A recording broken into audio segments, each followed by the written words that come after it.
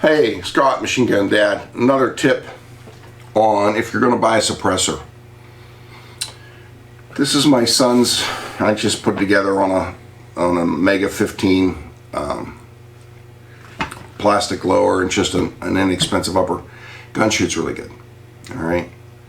Well, why is he showing me this gun? Because we had some experience with this that you need to know about if you're going to buy a suppressor. First of all, a lot of people buy 223 suppressors. They don't buy titanium because steel's cheaper. That's me. I buy cheaper. Okay. Gary's raising his hand because he buys cheaper. So I have a Coastal Guns Extreme Duty in stainless steel. Good suppressor. Comes apart to be clean, solid suppressor. So my son and I were out. We sight this gun in at 200 yards and we're dinging steel like crazy. We screw the suppressor on. He puts it up on the bench and the bullet hits 2 feet low.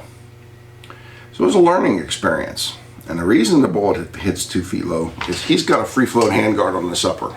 I don't want to point the barrel at Gary. See if he can get this right here. And for all you naysayers, it's definitely empty. I checked it this morning. So what happens? You're on the range. You screw the suppressor on, and I'm going to ask Gary to zoom in here, but it may not show up. And that suppressor, can you see that moving? And all I'm using is my thumb as a wedge. Can you see it? I don't know if you can see it. It's only moving maybe that much. Multiply that by 200 yards. That much. Or maybe even that much. Point of the video. If you're going to run a suppressor on a 16-inch barrel carbine or even a 20-inch, you cannot run it on a free float handguard. Unless your barrel is heavy enough to support the weight of the suppressor. Otherwise, you're going to have a huge point of impact shift, like ours was almost 2 feet. I would recommend something like an M16A2 or some kind of handguard where the front sight is integral with supports the front of the barrel. In other words, the handguards, everything, the structure supports the front of the barrel. If you do a free floater, you're going to have to do a titanium can. And the best way to do that is to do it with a shorter barrel, because it's like a garden hose. You hang more weight on the end of a garden hose, it's going to droop, but if you grab it closer, it doesn't droop as much. It's just a simple tip, but it's a tip people don't think about, especially when they're in there and the guy's trying his damnedest to sell you a suppressor, and you're like, I don't want to wait the year or whatever it takes for it to go through in a Form 4. You screw it on a gun like this and you go out and it's hitting 2.5 feet low at 200 yards, 2 feet low. You get pretty disgusted.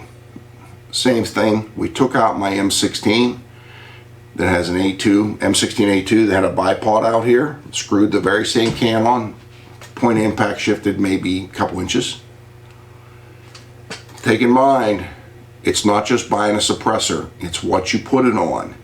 And you have to buy a suppressor that's capable of operating on your gun. Also, you got to realize suppressors hold a hell of a lot more temperature, a lot more heat, which will allow the barrel to droop a little bit easier. Hey, it's not rocket science, and most of you may already know this, but I'm trying to keep people from buying things that they get so disgusted with they don't want to be in the hobby anymore. Also, one final tip. If you're going to buy a suppressor, you should probably take your gun into the place, and they'll probably have a demo suppressor there. They can at least put it on. If they don't want to shoot it, that's one thing, but at least put it on. Make sure your sight's clear and all that other stuff. But the big thing about this video is this. Too heavy of a suppressor on a light barreled AR, your point of shift is dramatic. You're not going to be happy with it. Think it through. And if you can afford the titanium, buy the titanium. It's a better way to go. It's a lot easier to aim a gun with only 12 ounces of weight out there instead of 2.5 pounds.